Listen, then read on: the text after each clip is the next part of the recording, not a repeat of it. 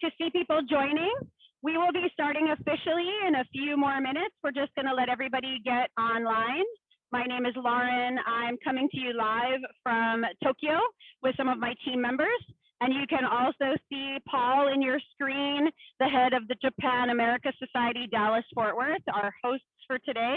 So we're really happy to be with you here. Just settle in, make sure you get yourself something to drink, maybe a snack. I will be showing a lot of food on this tour, so you may get hungry. So it's always great to have something to eat along the way. We have a few people helping us out in the chat today. I'll explain that more as we get started. But for right now, welcome. It's great to see so many of you getting online, probably from all over. If you want to go ahead and introduce yourself in the chat, you can say hi and tell people where you are zooming in from. You'll see my three team members there, Jason, Jess, and Nietzsche. They're going to be helping in the chat to answer your questions as we go along, and also to share your questions with me at the different Q&A times. So please go ahead, say hi in the chat. Let everybody get to know who's on. I see Jason, thank you for welcoming everyone. But everybody can just kind of go into the chat, tell us where you're logging in from, say hi, and that's where you'll be able to ask questions in the chat and in the Q&A. And my team members will be there standing by to help out. I'm going to show you a lot of different things in the market. Please feel free to ask any questions about the market, about travel to Tokyo, anything that comes up during the tour. We are happy to try to answer your questions as we go along. I will have a few periods for Q&A, but I will also have some time at the end as well. Hi, Teresa. Nice to see you from Grapevine, Texas. That's a great name. Do you guys have wine there? That would be cool. Paul is saying yes. We've got another Texas Ennis near Dallas. That's great. It's good to see people joining. Hi, Chris. Nice to see you. Another Dallas native. Oh, hi, Ellie. So we've got some folks joining from Japan as well. That's great. Hi, Kathy. You're in Japan now. That's wonderful. Great to see everyone. So go ahead, put your questions in the chat, introduce yourself, and my team is there to help you as we go along. We're just going to give people a couple of extra minutes to get online. So it's about 1 minute until 9 a.m. Japan time, but we'll probably start officially at 3 minutes after. And we're going to kick it off first with a welcome message from the Japan America Society Dallas-Fort Worth from Paul. So he's going to welcome you in just a few minutes. But in the meantime, go ahead, say hi in the chat. Again, my name is Lauren. It's great to have you all joining us today. We're expecting a good, lively crowd, and please feel free to interact in the chat as we go along. That makes it more fun for everyone, and you guys can get to know each other a little bit too, since I know the Japan America Society is also about community connection and networking. So this is a nice chance. We're going to do this like it's just like you're touring with me here in Japan. So we will be walking along, sharing information, and all of you as our guests can get to know each other, get to know my team. And we're hoping this is the first of many broadcasts we can do with Paul and your group. So it's really great to say hi to everyone. We will start in just a few minutes, 3 more minutes until official start time. We're just giving folks a little bit of time to get online. As I said, you might want to get a beverage, a little bit of a snack. I know it's early evening in Texas right now, so maybe you want to have a little bite to eat while we're broadcasting. And it's nice to meet everybody. Go ahead, if you are just joining us, my name is Lauren. I'm from Arigato Travel, and we're going to be broadcasting live today from the Tsukiji Outer Market in Tokyo. We'll be taking you on a little tour of all our favorite spots and explaining the history of the market. And we're going to start in just a couple of minutes, about 2 more minutes remaining. And we will be starting off, kicking off at our meeting point here at this busy Tsukiji intersection. While we're waiting, I'll give you a little turnaround camera angle. So we are at a busy intersection in Tokyo, and this is right at the edge of Ginza and the beginning of Tsukiji. And this big sign here is sort of the starting point of the tour. That's kind of the entrance and welcome spots. And this is where we welcome a lot of guests who join us on our in-person tours, hopefully when tourism reopens soon. So we have about a minute, and then I'm going to turn it over to Paul. Before we get started, I just want to point out Jason, Jess, and Nietzsche their names on the screen, say Arigato Travel. They will be helping you out in the chat, answering questions, giving me your questions so that I can answer online. And I'm going to ask the three of them, give us a big wave and turn off your cameras. All right, so they're going to turn off their cameras so that they are not a distraction during the tour. And we are officially ready to begin. So Paul, I would love you to kick things off. Yes. Well, thank you so much, Lauren. And we're really so glad to be here. We're also very excited that Japan is opening up now. It's still a little challenge to get there as an American, but we know it's much easier than it was just a few months ago. My name is Paul Pass, and I am the Executive Director of the Japan America Society of Dallas-Fort Worth. We've been in operation for 52 years, and we're part of a network of 38 Japan America societies across the country. And we're very proud of what we have been able to accomplish in the Dallas-Fort Worth area. We operate through our programming, which includes education and outreach programs, business and public affairs, international exchange, and education, cultural programs, and even Japanese language classes. So again, please, if you'd like to learn more about us, please go to our website, www.jasdfw.org to learn more. If you are in the Dallas area, please join us also July 15th for our annual sake tasting program, which will be in person for the first time in a few years. That's all I have to share. I'll also share maybe a little more in the chat. And I'd like now to pass it over to Lauren again. Thank you. Thank you so much, Paul. And thank you to the Japan America Society for partnering with us. I will do an official introduction in a second, but one other housekeeping item. My team members will be sharing links and information in the chat. We will follow up with a thank you after this broadcast with a video from the broadcast and a record of the chat so you can see any of the links that are shared. But you can also grab those as you go along. For those of you who might not know, in Zoom, if you click on the three dots in the chat, you have the option to save the chat. I'll give you a reminder of that at the end of the broadcast so you can save all of the links that we share, and we'll also follow up with some information afterwards. Okay, let's kick things off officially. As I said, my name is Lauren Shannon. I'm a resident of Tokyo. I have lived in Japan for over 25 years.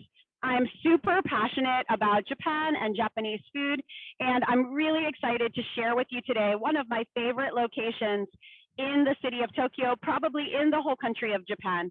I think that if you want to understand Japanese food, which is such a deep and meaningful part of Japanese culture, then one of the places you can start out at is the Tsukiji fish market. So many of you might have heard that the fish market the official wholesale market moved a few years ago to the area of Toyosu. You can still visit that market, but it's a lot more sterile and institutional. But what I want you to know is the outer market that we're going to tour today actually is older than the old fish market. The fish market was about 80 years old when it moved over to Toyosu, but this market, this neighborhood market, is over 150 years old. Before we get started, just a little bit of background. Tsukiji area, the name Tsukiji means reclaimed land. This is very close to Tokyo Bay, and it was big marshland. And so this is reclaimed land back from the Edo era. They started setting up houses and a village right along this area. And we're actually going to see a 300-year-old shrine today that dates back to that area.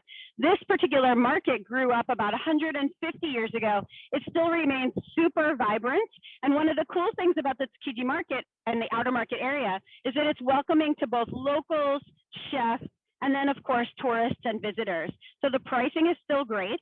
And one other quick tip before we get started, just so you know what we're looking for as we go along, is that the Tsukiji market is not just about seafood. You can actually get almost everything here. So there is a wholesale and retail produce market. You can get kitchen equipment and supplies, both for restaurateurs and for home chefs. You can get spices and dried goods and ready to eat food, amazing restaurants. So there's a little bit of everything here. And I myself shop here at least 2 or 3 times a month with my husband. So we have a lot of good friends here in the market that we will hopefully introduce you to today. So I'm going to go ahead and turn my camera around, and we're going to go ahead and get started. So this is the official entrance to the outer market, but you'll see there are so many little side streets, lots of little places to explore. And I see some people focusing in the chat on how it's a shame the wholesale market moved. It definitely is a shame, but what I want to show you today is how active and vibrant the outer market still is. So let's go ahead and get started. As we go along, please feel free to put questions in the chat, comments like you're doing, introduce yourselves to each other. My team is there to help out. So we're coming up on some fabulous seasonal vegetables. So this is one of the first produce sellers, and they do a lot of specialty goods. At this little spot, we always see lots of chefs shopping, and then there's a bigger wholesale one ahead of us. So what I was saying about Japanese food being so special and so many things that you can get here, maybe you already know this, but in case you don't, Japanese cuisine was given UNESCO status by the United Nations. And there's only actually 4 cuisines in the world that have been given that status. And 2 of them were only given the status for one dish, not their whole cuisine. So Mexican cuisine and Japanese cuisine were given UNESCO status, which is really quite special. And so I thought a lot about why Japanese food is such an integral part of culture and why it's such a great metaphor when you're learning about Japan. And basically, I feel like there is 3 main reasons that Japanese food is so special and unique. And I'll go through all 3 of them in different times during the tour today. But the first thing that I wanted to tell you about is that Japanese food is incredibly seasonal. So we really celebrate all the seasons here in Japan, even more so than in a lot of other countries that are eating seasonally these days. So in the ancient Japanese calendar, maybe you don't know this, but there were actually 72 seasons, and they were connected very strongly to fishery. So you can actually check out, there's an amazing free application on iOS and Android called 72 Seasons of Japan, and it will tell you what the seasonal fish, vegetable, and activities are. It was made by historians, and it's really, really quite beautiful. So if Jason or Jess could put that link in the chat, that would be great. So seasonality is one of the first cornerstones of amazing Japanese food. And one of the best places to see what's in season is when you're touring the market. So we're gonna cross over and we're gonna go into the first building today. And this touches on the second most important thing about Japanese food, which is regionality. So in this building, which was an official Fishermen's Association building. So you can see the sign up there on the right says Tsukiji Nippon Fish Port Market. This building is arranged around regional areas of Japan. So when you're in here, you'll see that each of the areas is from a specific region, and they bring in the seafood and specialty goods from that area. And this really focused on what is best from each part of Japan is a big part of what makes Japanese food so good. So we're going to pop in here. This first store on my right is actually from Kochi Prefecture. And Kochi Prefecture is really famous for bonito. So at that shop, you can see bonito. And over here, we're going to head into an area that has a lot of great things from the Shikoku area. They usually do a lot of shellfish, which you can see here. So now we're going to start to see a lot of the food that you can get. These are huge scallops, oysters. They have a lot of live in the tank. And this is all also from Kochi area in Shikoku.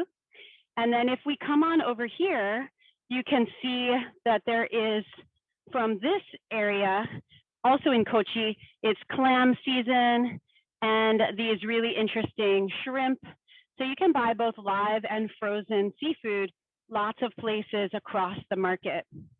So this is a really fun place to visit. And there's also something cool up here I want to show you.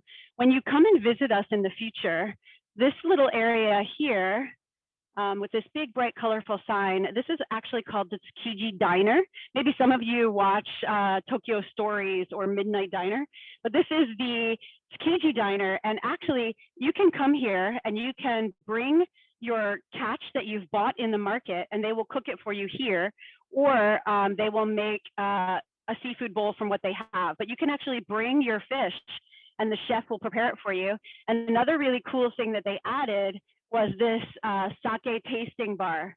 So you can actually try different Japanese sake with your fish dish in the morning and really enjoy local and regional sake and food.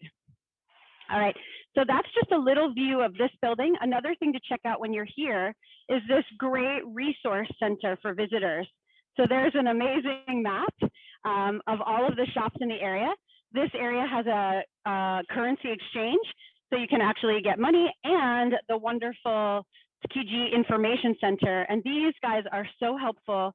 They have some great souvenirs you can check out. They've got these senbei snacks in a fish wrapper. You can get your Tsukiji t-shirt.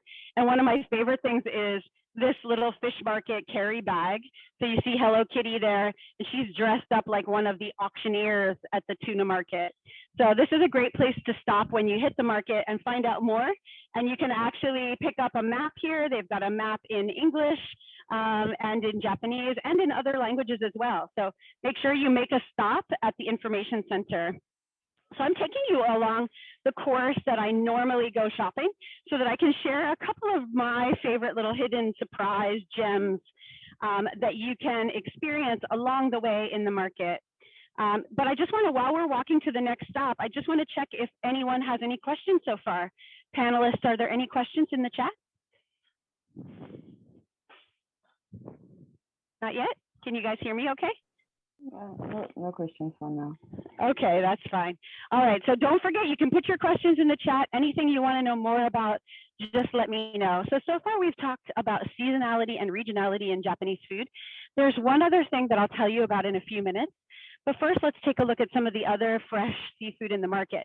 So that seasonality that we were talking about, one of the best ways to see what's in season is to come to Tsukiji, because actually what all the vendors sell, the different seafoods that are in season, change. And so a few weeks ago, what was in season were these very small squid called hotaru ika. And these squid are phosphorescent, so it means firefly squid. And they were literally everywhere in the market a few weeks ago, but they're going out of season now. So they are disappearing. And new fish, river fish called the ayu, is in season now. So we're seeing a lot more ayu. I want to show you this spot. My team is, that's okay, you don't have to jump out. My team is buying baked goods. So this might surprise you, but I think one of the best croissants in all of Tokyo is in this little tiny pastry shop along the Tsukiji Market path. So they make beautiful croissants, and they do, you know, kind of traditional styles like this regular butter croissant, but they also spin it for Japanese style. So this one has red bean as well. So there's chocolate, vanilla, red bean, even melon pan. You can get a coffee and enjoy along the way. So that's a little surprise, and it just shows you how versatile the market is. A lot of people think that the fish market and the outer market are just about seafood, but actually you can get pretty much anything here. You can eat great food while you're here. You can buy great ingredients. I think another thing that makes Japanese food so special is we really start with those seasonal best ingredients at the best time of year. So when you start with really great building blocks, then the dishes are really, really amazing. So we are showing you another building here. I won't be able to go in this one right now, but this is one of two buildings that was built when the market moved. So you can see these two buildings are connected.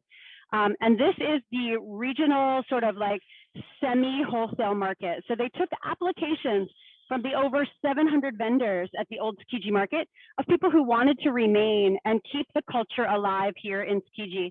And about 65 people were chosen, and they have booths of all different types. We're not going to go in because we can't film inside right now, but I do want to show you a sign of all of the different types of things that you can get here in this market. So you can see there is all kinds of great seafood, produce, fruit, beautiful fruit. You can get your tuna here. All kinds of really delicious foods are available in this market. And we will do a little spin in here a little bit later, but not coming through this door. We're going to go through where we're allowed on the other side. And this market has two separate buildings. And when Tsukiji moved, about 65 of the vendors kept a presence here to kind of keep the Tsukiji tradition vibrant in this area. The move was very, very controversial. Maybe some of you followed along the news. A lot of the vendors did not want to move to the new building. It got less popular over time. There was a bunch of scandals with the move. And I'll show you where the old market was in a minute. Hold on, I'm adjusting my headset there. Okay, I'll show you where the old market used to be and kind of why they moved it. Of course, they told everyone they were moving it because of the Olympics, but a lot of the vendors and suppliers and media covered that the land was very valuable and belonged to the government and was leased to the fish vendors. So they really wanted to develop that land. Another really wonderful thing you can get is tamagoyaki, and I'll show you another tamagoyaki place later. But of course, this is a wonderful type of rolled egg omelet that is often served at sushi restaurants, but also made at home by mom. And remember, I told you you can get all of your kitchen goods and equipment here as well. This is a great little kitchen supply store. There's actually many of those along the route. And here is where you would buy all of the things to make one of the building blocks of Japanese cuisine. Does anyone know what is one of the building block dishes in Japanese food? Can you tell from what I'm showing you? Maybe somebody asked. So Allison, good job. Allison wrote that one of the building blocks is dashi. And dashi is basically a seafood-based stock. So instead of a meat stock, a lot of the places use a fish stock to start. And it is made with seaweed, dried fish, sometimes sake mushrooms. You can see these huge batches of kombu, and yes, not mackerel flakes, but actually bonito flakes. So katsuobushi is one of the base ingredients of dashi. So one of the things you need to be careful about when you're traveling around Tsukiji is that, and traveling around Japan, is if you are a vegetarian, just be aware that if you don't eat fish, there is fish in a lot of the base ingredients in that stock. Now, I stopped here for a minute to share a little story with you. So this is actually a very famous Italian restaurant right in the middle of the market area.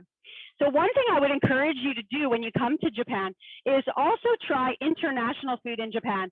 Some of the best Michelin star French and Italian restaurants are actually in Tokyo.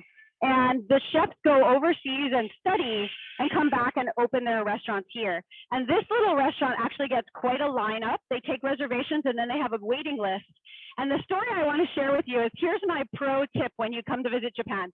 If you see a line of people waiting for a restaurant, especially if the line of people is all women, it's a good bet that the restaurant is delicious. Now, why would it be that way if it was women? Because one of the things maybe you don't know is in Japan, a lot of times the wives are in charge of the budget at home. So they actually give their husbands an allowance. So if you see a lot of men lined up, they may be lining up because the food is inexpensive. But if you see a bunch of women lining up with their friends, it's usually because the food is super delicious. And I mentioned that for Paradiso because there's always, they open up at 11, and around that time, there's always a huge line of people there. So one of the other really great things about Japanese food and what makes Japanese food so healthy is actually we eat a lot of fermented foods in Japan. So some of the longest lives in the world, more people live to over the age of 100 in Japan than almost anywhere else on the planet. And one of the reasons why is they think that eating a lot of fermented foods and sake and things like that are very healthy. And so one of the ways we eat fermented foods is in Japanese pickles. So this beautiful shop here has like pickled everything. So maybe if you are an American, you think of pickles only as like cucumber pickles. But actually, we pickle just about everything in Japan. Daikon radish, you can see this is a pickled squash. We have pickled ginger, pickled cucumbers, pickled spinach. Just about anything can be pickled. And we serve a little bit of pickles as a side dish with almost every meal that we eat in Japan. Breakfast, lunch, and dinner, you will always see a little bit of pickles available. Maybe you guys have had your pickled ginger with sushi, but I just want to let you know we have all kinds of super delicious pickles available in Japan. So this is a great shop. I come here all the time. These guys are wonderful, and they will package up some pickles for you that you can try and eat while you're here in Japan. A little bit about Arigato Travel while we go ahead is that we do over 40 food tours across Japan. And our Tsukiji market tour, we buy you a whole bunch of delicious things to taste as we go along. We eat at a wonderful restaurant. And then we also have kind of like a little Tsukiji picnic. So you can enjoy a taste of pickles, some fresh seafood, and we can customize it if you have specific dietary restrictions. Don't be afraid to take the tour. Even if you don't eat seafood, there's plenty of stuff here that you can try, and this gives you a really good background on Japanese food. All right, so my team is buying a little bit of pickles, and we're gonna push ahead. This place is the king of the katsuo boshi or fish flakes that we use for dashi.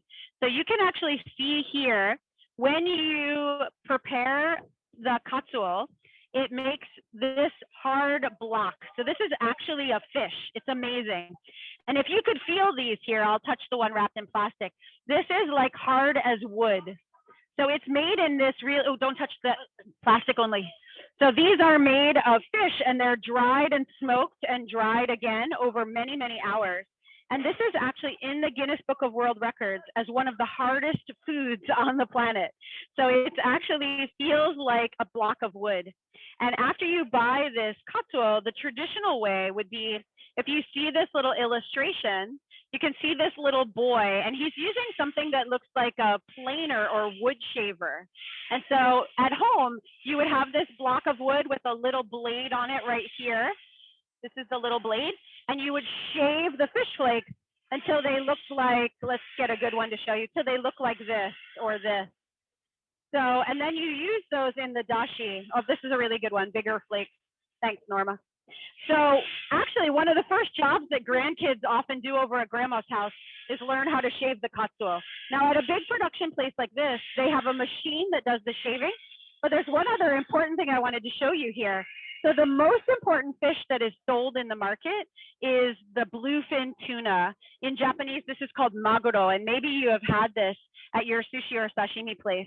So because we are in Tsukiji, of course they have all of the regular katsuo shavings, but here you can also get maguro shavings to make dashi. So this one is actually a bin filled with tuna shavings to give your dashi a different taste.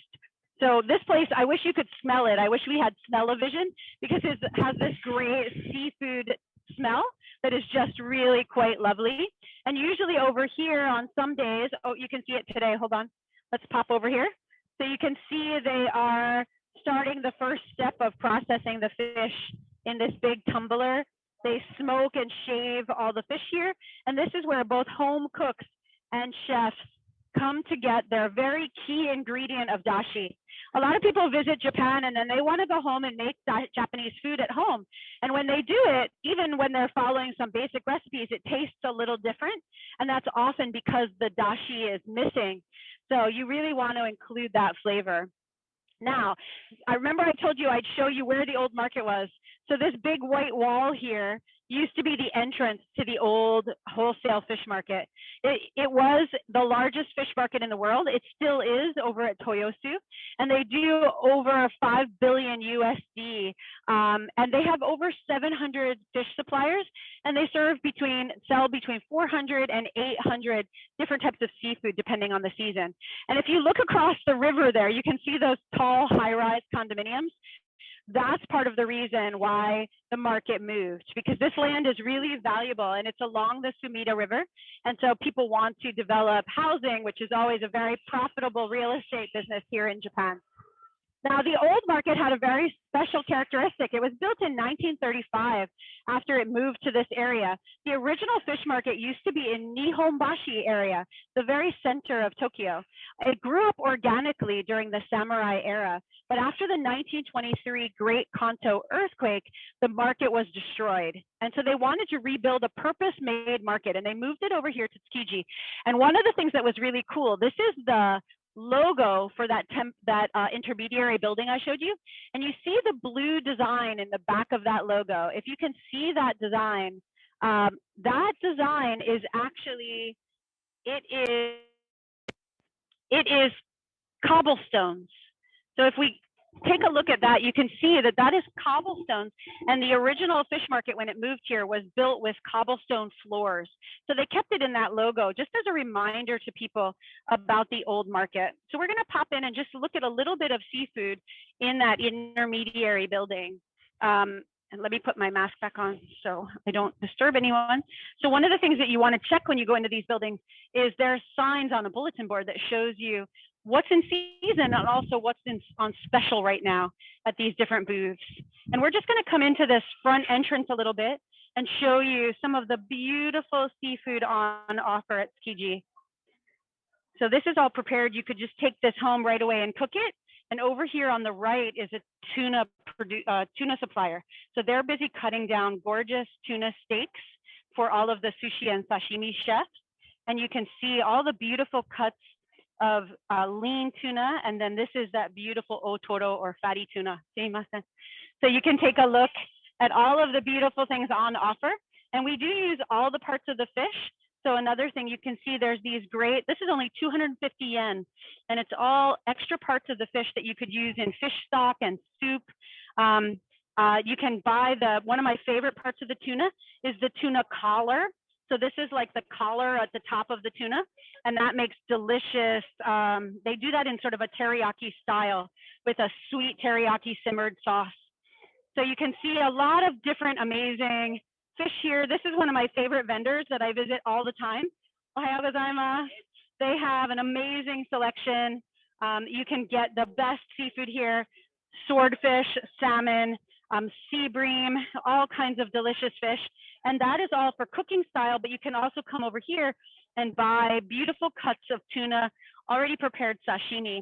And one of the cool things in both of these buildings, on the third floor of both of the two pink buildings I showed you, you can actually, there's like a cafeteria style, and you can buy some things here and go up and eat your fresh sushi and sashimi on that third floor, which is really a lovely aspect of Japan. I want to stop one more time at this little supplier and show you something special. So this fish here, you see it has kind of like a white powder on it. That is actually a miso paste. So that fish is called, that preparation is called saikyo-yaki. So you can see different fish here, all with that paste on top of it. And basically that system was designed in Kyoto, which is landlocked. So they would buy fish along the seaside and bring it into the ancient capital, and they would cover it in miso to preserve it. And then when you roast it or grill it with that beautiful miso paste on it, it's made of miso and sake, then it gets this beautiful, like, sweet and savory glaze while you cook it. And so it's a very special style. So when you come to Japan, be sure not to just try sushi and sashimi, but ask for saikyo-yaki. One of the most famous fish they do in saikyo style is the sable fish. And when you order that, it's called gindara. So gindara saikyo-yaki is something that you should put on your wish list to eat when you are here. So I'm just going to stop real quick. Does anyone have any questions from the chat, Jess or Jason? Someone has their hand up. Yep.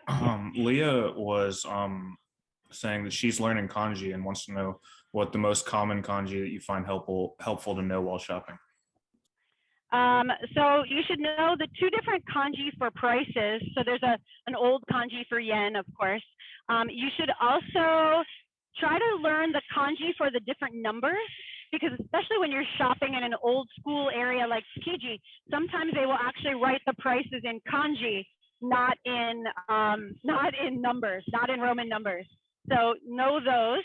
I would say learn, if you want to shop for meat, then learn some of the different kanji for pork, chicken, and fish. And especially for chicken, you want to learn the kanji for like momo and mune, which is like chicken breast or chicken thigh. So I would say, like, take the major ingredients that you want to use for food shopping anyway, and make sure that you know the basic kanji for that. They won't spell out usually like chicken, pork, or beef. It will be written in kanji in the supermarket. It won't be written out in hiragana or katakana. So that's a really great question. And we can share a good basic food glossary when we send you the thank you. So thank you for that, Leah. Any other questions? I think that's it for now. Looks like it. All right, great. So our next stop is, remember I told you that Tsukiji means reclaimed land. So we're stopping here at a very small but important local shrine. So this shrine is called Namioke Inari Shrine. It's a Shinto shrine, which means its basis is in animism and honoring our ancestors. So this is the indigenous religion in Japan. And this shrine is over 300 years old. So before this shrine was built, there were a lot of natural disasters because we're right on Tokyo Bay. So they consecrated this shrine to pray for safety from natural disasters. And it's a small shrine that has very important celebrations all year long. In fact, right now they're getting ready for a really big celebration. So normally, so that's why these construction guys are in here. So normally you see ahead of me that huge lion head. Normally these lion heads, this black one here and this red one over here, are in these two buildings. They're redoing this building here. But there's a huge festival every year in June, all throughout the Tsukiji neighborhood, where they carry a portable shrine and these two massive lion heads. And one of the interesting things is that this black one is carried by men in the festival, but this red one over here is carried by women. So you can see this beautiful lion head. This is where you make your donation and purify your hands. Basically, I want to try to sneak in here without disturbing the construction guys and see if I can show you a picture of the festival. So we're going to sneak along here, and I'm going to pop over here and show you how crowded it gets during this festival. So you saw those two big lion heads. So this festival is in June, and you can see there, these are the people carrying the lion heads and carrying the portable shrines from morning until night, all through this neighborhood. Of course, this festival was canceled the first 2 years of COVID, but now it is open again. It's quite loud in here, so we're gonna go out front and I'll share something else with you in a minute that is something you can do when you come and visit temples and shrines here. So I need to get something out of my bag. Hold on, guys. Just one thing. I want to show you when you come and visit Japan, maybe some of you already know this. Let me turn my camera around. Oh yeah, Norma can help me. All right, Norma, you hold the camera. All right, so this is a very special thing that I recommend to everyone if you're going to be traveling around Japan. This book is called a Goshuincho, and basically it's like a temple or shrine passport book. So when you visit a temple or shrine, you make a small donation and you can get this beautiful shodo that shows the name of the temple or shrine, a little bit of a blessing, and the date that you visited. And so these books are available in stationery shops and also at the temples and shrines. And I have, I don't think in this one, this is like my 5th or 6th book, but there's some beautiful ones that can be quite intricate. So if you see this one, this is a beautiful shrine that we visited along Lake Biwa. And this is a shrine that's just here in Tokyo in Neizu area. So you can come along and visit all of these special locations around Japan and keep this as kind of a memory. So if you come here to the fish market, you can get your book signed. This is something that I recommend that you buy at the beginning of your trip to Japan, and you can really enjoy memories of all of your wonderful visits to the temples and shrines. So that one's called the Goshuincho, and we actually have a book, a blog post on our website talking all about how to buy and use Goshuincho. All right, so that's a big recommendation when you come and visit. I usually just make a little memo in English on the page to show what I purchased. I mean, not what I purchased, where I visited. So there's a huge construction going on over here, that green net. So we're gonna try to walk back through this area where we saw the pickles before. This is a great time in the chat to put any of your questions in. If you want to know anything about traveling to Japan, I can show you right now. Plums are in season. You can get lychee. These are apricots, special grapes, and we actually have cherries in season right now. So it's always fun. We're going into summer where you can get beautiful watermelon. Now look how tiny this watermelon is. I know you guys in Texas can get huge watermelon really cheaply, but this is about 18 USD. Actually, right now the exchange rate is less. But you can see how small it is. If you look at my finger or Norma's hand, these are not big watermelon for $18. But watermelon is a specialty summer item here. And people do pay a lot of money for delicious watermelon. It's not something you would make a fruit salad with, but it is something you could give as a lovely gift or have for a special occasion. One of my other favorite things to buy this time of year is lotus root.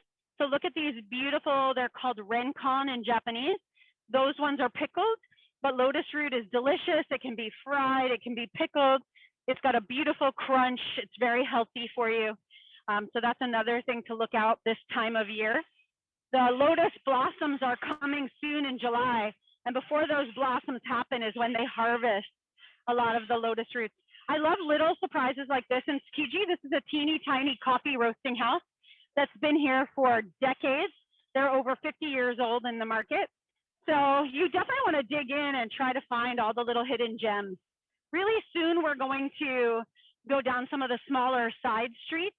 So I will show you some of the little favorite individual shops that I love visiting when I'm here.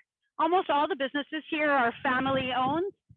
So multiple generations working in a shop and selling the best ingredients to home cooks and chefs and visitors coming to Japan. And you can get a lot of things here that are packaged for bringing back to your home country. So even as a tourist, you can get things that are vacuum sealed and ready to transport back home. So we're going to try to pop in here quickly. Again, these pink buildings are a little bit more restrictive for filming. So let's just take a quick look. This is the other half of those semi, like the intermediary buildings. So let's take a look here. And I can show you such a range. So this place has organic eggs, so amazing. And actually this shop over here that's on vacation right now is a specialty dashi shop. Lots of tuna sellers. This is really interesting. We're going into the summer season, which is also really popular for unagi, or grilled freshwater eel. So we're starting to see a lot of unagi, and the mythology about unagi is that it's a very strong fish with a lot of stamina. And the summer here is very hot and humid. And so the belief is if you eat lots of unagi in the summertime, you will be able to survive the summer heat. So that's a really important cultural and like folklore fish in Japan this time of year. This is a great spot for all kinds of beautiful whole fish. And they also have an amazing array of shellfish. These are huge abalone. So you can get, it's called awabi in Japanese, beautiful abalone this time of year. This is a maguro specialist. So they specialize in all kinds of tuna. And you can see how many different types of tuna and large fish are fished here and sold at these spots. This is a great place also for Norma's taking pictures of beautiful wasabi. So this is what natural wasabi root looks like. So all of our sushi chefs buy their wasabi here. And another fun thing this time of year is all of this amazing uni. So this is all gorgeous sea urchin from Japan and also other places around the world. This is another specialty vegetable place. I love this place because she has amazing organic vegetables. Look at these beautiful white eggplants and these small special Japanese baby eggplants. I don't know if you can see those in there. Remember we were talking about plum wine at the beginning? So this is those tsuyu small plums that we make umeshu out of. And some of the newer members of the market, this is a beautiful beef shop that sells amazing wagyu. So look at this fatty A5 wagyu that you can get here. And they also sell pork. These guys sell duck. So this takes me to our third special thing about Japanese food. So remember we talked about regionality and seasonality. The other thing I think that makes Japanese food really special is specialization. So people like to be experts in something in Japan. So they will sell one thing or make one thing or cook one thing, and they'll do it really, really well. So that's why sushi shops here only sell sushi. Yakitori only sells skewered meats. And a lot of these suppliers specialize in a particular kind of fish or a particular style of cuisine.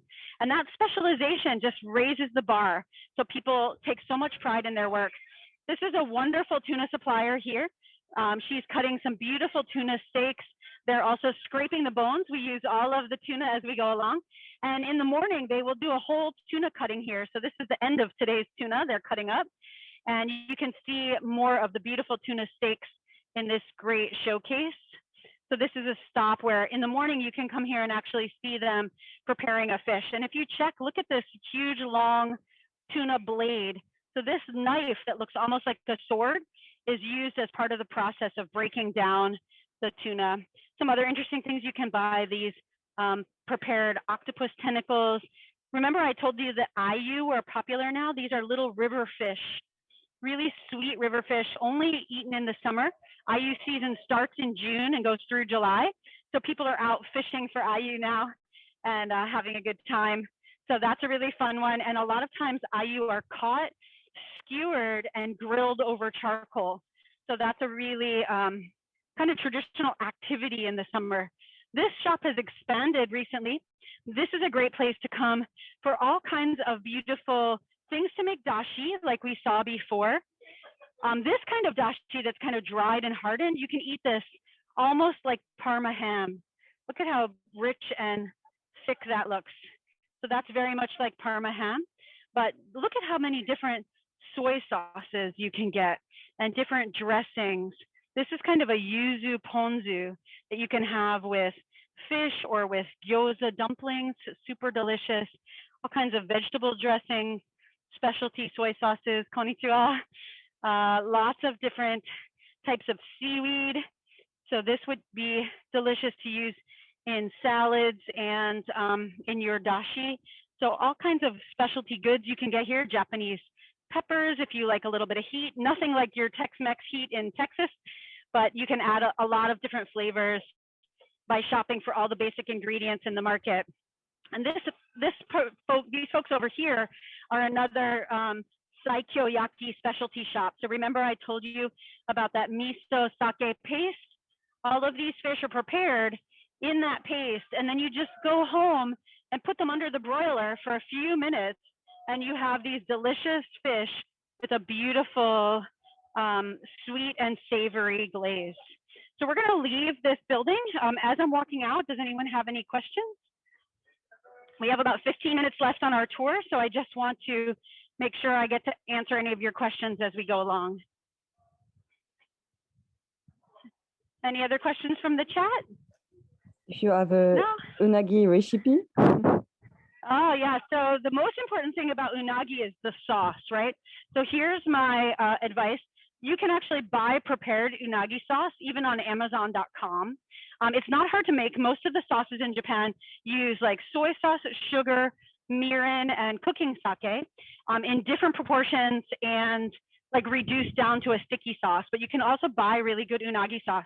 But my biggest advice is to make sure that the fish supplier prepares the fillet for you, because filleting eel is very difficult. They are very genki if you buy, or very energetic. If you buy live eel and you try to fillet it at home, it can be quite hard. But there's lots of good recipes. We will share one in the chat. Maybe Michie, you can look up a good unagi recipe to share with our guests. As we push on here, this is a beautiful pottery shop. So this is another one you should put on your shopping list for souvenirs. This is actually for restaurateurs too. So the pricing is really good. They have all different kinds of beautiful plates and dishes. When we serve multi-course meals and even lunch sets in Japan, we use lots of different small plates and bowls. So you can get all kinds of great plates and dishes here. And even teacups, sake cups, sake bottles. This is just a great place to shop.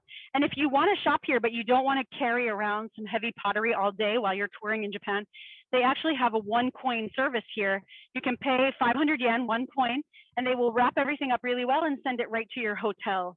So you don't have to even carry it around. This shop has been here since the 1950s. Lovely family business. They even bring their dog to work sometimes. So when I bring my dog here, we come by and say hi. I love showing people this beautiful rack. These are all adorable chopstick rests. So if you buy a nice set of chopsticks, or you have a nice set of chopsticks at home, you can explore and buy. Look at these cute crane ones. This is like an origami crane rest for your chopsticks. So really lovely souvenirs in Japan. And then over here on the right is my fabulous nori seaweed shop. So I come here all the time, and they sell wonderful seaweed to make sushi rolls, and also small seaweed to make for snacks. And they have different seaweeds from different locations. And actually, if you come here and they are not too busy, they can even do a tasting for you, and you can see how the same type of seaweed species tastes very different depending on what part of the ocean it's coming from. And they also sell tea here. And this is a really interesting little trivia fact. For anyone on this broadcast that's seen my green tea online experience, maybe somebody wants to tell us, what is the connection between tea and seaweed? Does anyone know why a seaweed shop like this will also sell beautiful green tea from Shizuoka? Does anyone have any guesses? Any guesses why a seaweed shop sells green tea and green tea shops often sell seaweed? So Allison, that's a good guess. Tea could be used to smoke fish, but actually the real reason is that you use very similar drying techniques and technology to dry seaweed and also to prepare tea, but the seasons are opposite.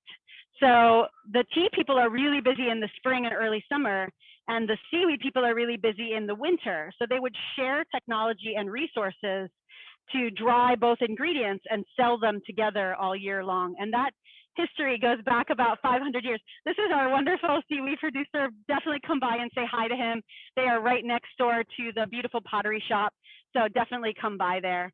As I said, if you run a restaurant, you can get everything you need. This place sells your lanterns and your signs and even your welcome mats. So lots of chefs come here. The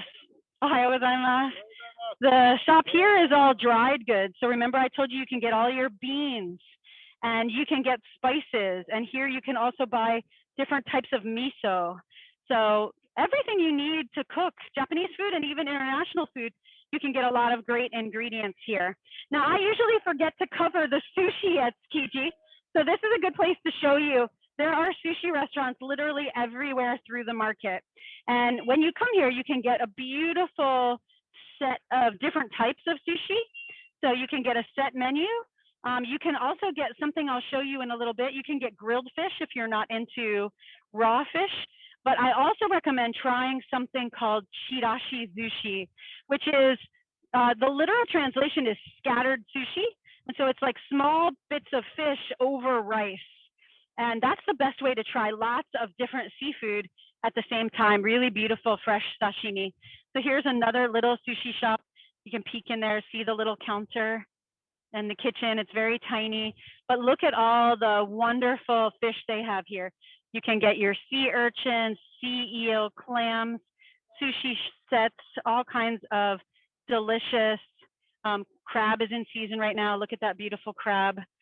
So yeah, this is a great little spot for sushi. And I'll show you, hopefully I can show you a chirashi bowl. Oh, here we go, over here. Hold on one second. There's another great sign I can show you. So this is a great way to get a very good range of sushi for an affordable price.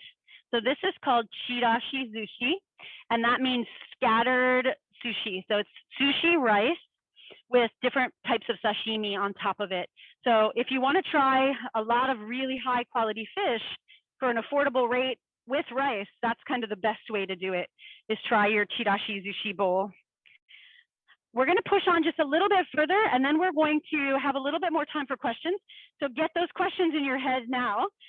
This is another great pickle place over here, but they specialize in pickled plums. Has anyone tried umeboshi? Do you like it? So this place has so many different types of pickled plums, different flavors. This one is pickled with shiso leaf, which is kind of like a Japanese mint or herb. They sometimes make umeboshi with honey.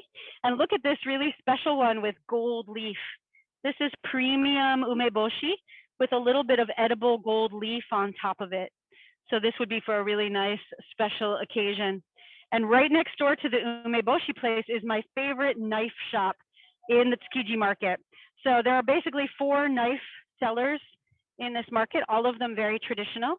And this one is from an old sword making family who later began to specialize in making knives.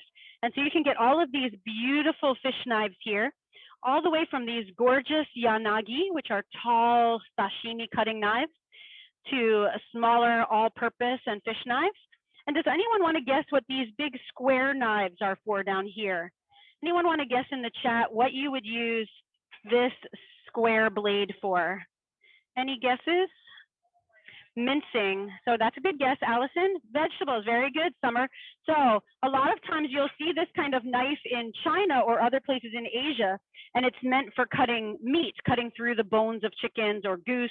But in Japan, this special knife is made for vegetables, because remember, we've got those big, huge daikon radish, big cabbages. Those are really easy to cut with this blade.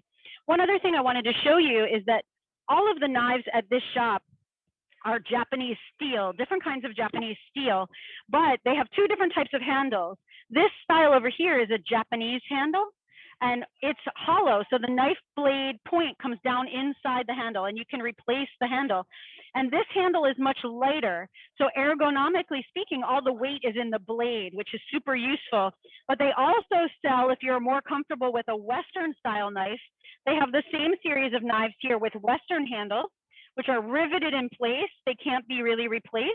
And in this handle, the handle is very heavy, heavier than the blade, so the weight is in the back of your hands. One other last thing I wanted to show you here is this store has a very long history, and they've got some amazing antique tuna knives. So remember I was showing you that one long blade? There's actually even longer blades for preparing the tuna for selling. And if you look over here, you can see these huge tuna sabers almost that are good for cooking, for preparing the tuna for selling. And that little drawing way up there, that is from an old book that is detailing how to prepare the tuna. It's in a museum here in Tsukiji. That's a copy, but actually the blades that they are using in that old illustration are from this shop, which is over 150 years old. So when you come to Tsukiji, a wonderful thing to take home is a special blade as a memory. So be sure to come and visit Masahisa Knives. And you can see their logo is kind of like a samurai sword blade, even though it's using fish knives. So this is a wonderful spot to visit. Arigato gozaimasu. Domo yoroshiku onegaishimasu. So that's a great spot. And we have time for one more special little spot down here that I want to show you if they're open today. So that's my favorite knife shop. I should tell you that all of the places we recommend are places we shop. They're not, we don't get any discount or any special benefit for shopping, for showing you. It's just our best places. We want to show you the best places to eat and buy and have fun in Tsukiji Market. So a lot of new things are coming into the market too, and sometimes with very modern design. And for all you matcha lovers, of course you need green tea with your sushi too. So this beautiful stand here, Matcha Stand Maruni, is my favorite place to get a modern matcha latte, but also to buy all of your beautiful green tea tools. So you can buy a beautiful matcha bowl here. Look at that one with gorgeous Mount Fuji. You can buy regular green tea to take home, tea bags, loose tea, and you can also make a matcha latte. And while we take some questions here, I'm going to show you how they make these beautiful matcha lattes here at Maruni. So you can come have matcha or something called hojicha, which is a roasted green tea with low caffeine. But we love to finish up here and just take any of your questions while I show you this beautiful matcha latte being made. So does anyone have any final questions? Anything at all? So these are slightly sweetened. They use pure cane sugar. And my favorite matcha maker is gonna make it for me right here. So she's saying hi to everybody. So I'm gonna have mine iced. So they use really lovely fresh milk, and they use matcha from Uji outside of Kyoto, which is the most famous place in Japan for matcha, one of the oldest matcha growing regions. Now, I guarantee you this one is going to make you thirsty and hungry, so I apologize in advance, but it just means that you have to come and visit here when you come and see us in Japan. So she adds a little bit of hot water at 80 degrees Celsius. And this is where all the magic is. You have to be really good at whisking. So she's using a Japanese bamboo whisk. And you don't whisk it like you whisk eggs. You kind of whisk side to side. And your goal is to have little teeny tiny bubbles. So you don't want big loose bubbles. You want it to be nice and creamy and frothy. And she's really good at this. So her arm gets very tired during a hot summer day when she's making lots of nice, beautiful matcha latte. And she's going to add in a little bit of that cane sugar because matcha can be quite bitter. And if you think about the tea ceremony, you have a little sweet wagashi with your bitter matcha to make a perfect balance. So in this case, we add a little bit of cane sugar, and she's going to mix it up one more time.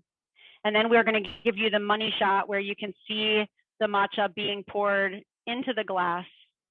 So I'm going to hold our camera here for a minute. She's finishing up. And you can see this beautiful matcha latte, just gorgeous. I highly recommend it. made with really high quality ingredients. They have a beautiful little stand here, and they are lovely, waiting for inbound tourists to visit. And one of the things that she usually asks us to do, which I'll show you before she puts my lid on. Wait. Wait. So one of the things that you want to do when you're having a great matcha latte, let me turn my camera around here, is you want to take a sip before you stir it up. So you can really taste the matcha ingredients first. And then, yeah, totally thumbs up. She's asking me if it's thumbs up or thumbs down. Totally thumbs up. And then we can put the straw and stir it up a little bit and enjoy. All right, so everybody, let me turn it around. Hold on, you're waving, but it's not showing you. Wait, there we go. All right, yay! Welcome. All right, so we can finish up here. Does anyone have any questions before I turn it over to Paul for the wrap up? So Allison wants to know, in Japan, is it difficult to get non-dairy milk like almond milk or oat milk? About 3 years ago, I would have said yes, that it was quite hard to get non-dairy milk. But now actually a lot of really good coffee shops have almond milk and other milk available, soy milk, almond milk, and you can also buy it. So there's great soy milk drinks and almond milk drinks, even at convenience stores now. So I think it's becoming more common. Do you guys do any soy here? Soy milk? Yeah, so even here at Matcha San Maruni, if you don't want a milk-based matcha latte, you can get it with soy milk here. So yeah, it's getting more common. I think there's a lot more awareness about different dietary restrictions, no milk, gluten-free, things like that. Any other questions? Thanks, Jason. That was a great question. Thanks. I think that was from Allison. Thanks, Allison. Yeah, this one was from a while back, but Nina was wondering what differentiates the specialty soy sauces from basic soy sauce. So this is amazing, actually. When you travel around Japan, there are soy sauce breweries or factories in many small towns and areas, and they always have secret family traditions. They also, the fermentation can be longer. It's kind of like wine. What they age it in affects the flavor, what kind of soybeans they use, what their techniques are, how much is handmade, how much is machine made. All of that can really change the flavors. And then also there's a wide range in like dark soy sauce, light soy sauce, medium soy sauce. So I think the big distinguishing mark is, like with many things, the care and attention spent in the making. And then just like any agricultural ingredient, where things are grown changes the flavor a lot. All right, we're gonna wrap it up here. Any other questions? We're gonna send you an email thank you, but I wanna turn it over to Paul for a little goodbye message to everyone. Paul, thank you from all of us at Arigato Travel for inviting us to share Tsukiji with your members. I hope we can do this again soon, but I'd love to turn it over to you for any closing comments. Great, thank you so much, Lauren. Thank you so much to Anne and the entire team, Jason, Michie, thank Jess. Thank you everyone for this amazing event. Really, it was a delight. And I know so many of us want to get back to Japan very soon. We hope that the visa restrictions will be lessened within the next few months. And I'd also encourage you, as I mentioned earlier, the Japan America Society website for Dallas-Fort Worth is jasdfw.org. Please also visit and learn more about Arigato Travel. I believe it's arigato-travel.co.jp. Yep, there you go. And perhaps, and I think Jess or anyone, you could just put that in the chat as well, so everyone can see it. And I believe, Lauren, you said there's going to be an email coming out as a thank you with some more information. Yep, we will share a lot of information about the tours, some of the places we visited, and my email address will be in there. If you have questions, please feel free to write us back. Please feel free to be in touch. And we're hoping we can do another broadcast. I saw somebody say they'd love us to do a broadcast from a Japanese convenience store, which could be really fun. But we'd love to take you to some other neighborhoods in Japan. So I hope, Paul, we can get together again soon. Sure, definitely. Well, thank you so much. I'm going to let my team here say goodbye as well. Everyone want to give a wave? So here's all my folks and family members. It was great to connect with you all today. Hope to see you again soon. Take care. Stay cool in Texas, and we're waiting for you here in Japan. Arigatou gozaimasu. Arigatou gozaimasu. Thank you so much. Thank you.